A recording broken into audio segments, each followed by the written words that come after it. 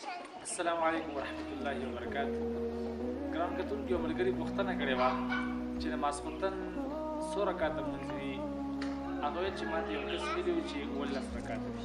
تاسو دغه ویډیو ګورئ، انشاءالله تاسو ته معلومه شي چې دا 18 رکعته څنګه جوړېږي او په موږ تاسو باندې څو رکعته لمونځ کول دا لازم او واجب دي.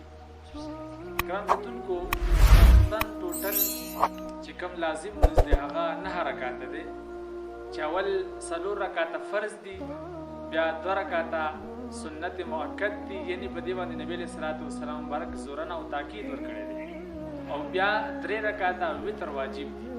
دغه 9 رکعته لمونځ کول د ماسخوتن دا لازم دي او هر یو انسان به کوي.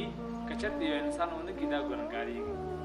لکه څرنګه ملګري ویلي چې 18 رکعته څنګه جوړېږي، نو همدغه 9 رکعته او د دې نه ما سوا اول 4 رکعته چې دی سنت زواید. کوم یو انسان چې دغه د ماسخوتن د 4 رکعتو نه مخکې 4 رکعته سنت زواید وکړي، نو دغه انسان ته په دې باندې ثواب ملاویږي. او که چېرته هغه دغه 4 رکعته سنت زواید ونه کړل، نو دغه انسان ګنهګارېږي نه او څه حرج پکې نشته دی.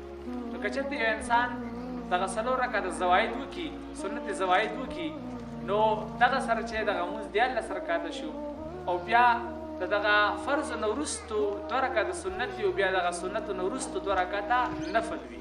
کله چې یو انسان دغه نفل وکړي، نو دغه لمونځ چې دی 15 رکعته شو، او بیا چې کله وتر واجب وکړي، نو هغې نه وروستو 2 رکعته نفل دي. چې کله یو انسان دغه نفل وکړي، نو دغه لمونځ ټوټل چې 18 رکعته جوړېږي.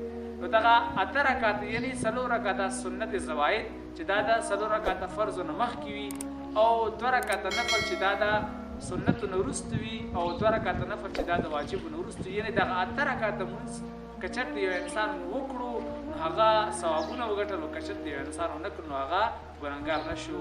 او لازم چې کوم دي ماسخوتن لمونځ کې هغه ټوټل 9 رکعته دي. موږ تاسو ته پکار دي چې ماسخوتن لمونځ چې کوم دی هغه ټوټل 9 رکعته دی، چې په دې کې موږ تاسو نه څه شی پاتې نه شي.